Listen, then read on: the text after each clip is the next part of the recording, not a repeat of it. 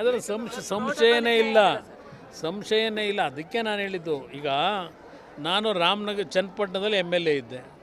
ಹಿಂದೆ ಒಬ್ಬರು ಇದ್ರಲ್ಲ ಲೋಕಸಭಾ ಸದಸ್ಯರು, ಅವರು ಏನೇನು ಮಾಡಿದ್ರು ಲೋಕಸಭಾ ಸದಸ್ಯರಾಗಿ. ನಮ್ಮ ಕ್ಷೇತ್ರಗಳಲ್ಲಿ ಯಾವ ರೀತಿ ಜನಸ್ಪಂದನ ಜನತಾ ಅಂತೇಳಿ ಚುನಾವಣೆಗಿಂತ ಒಂದು ತಿಂಗಳು ಮುಂಚೆ ಬಂದ್ರಲ್ಲ ಎಲ್ಲ ಕಡೆ ಅಧಿಕಾರಿಗಳನ್ನ ಎಲ್ಲ ಬರಬೇಕು ಅಂತೇಳಿ ದಂಡ ಕರ್ಕೊಂಡು. ಅದಕ್ಕೆ ಗೈಡ್ಲೈನ್ಸ್ ಇರಲಿಲ್ವಾ? ರಾಜ್ಯದ ಮುಖ್ಯಮಂತ್ರಿಗಳಿಗೆ ಕೇಳಲಿಕ್ಕೆ ಬಯಸ್ತೀನಿ, ಉಪಮುಖ್ಯಮಂತ್ರಿ ಕೇಳಲಿಕ್ಕೆ ಬಯಸ್ತೀನಿ. ನನ್ನ ಹತ್ರ ಎಲ್ಲ ಡಾಕ್ಯುಮೆಂಟ್ ಇಟ್ಟಿದ್ದೇನೆ.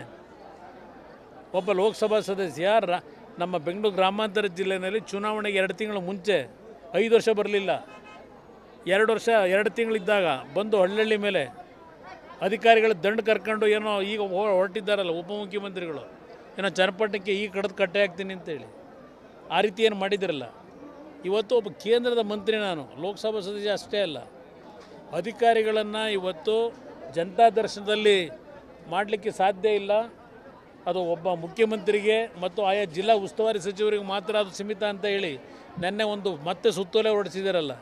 ಇದೇ ನಿಮ್ಮ ಸರ್ಕಾರದಲ್ಲಿ ಬೆಂಗಳೂರು ಗ್ರಾಮಾಂತರ ಜಿಲ್ಲೆ ರಾಮನಗರ ಚನ್ನಪಟ್ಟಣ ಇಲ್ಲೆಲ್ಲ ಏನು ಮಾಡಿದ್ರಿ ಚುನಾವಣೆಗಿಂತ ಮುಂಚೆ?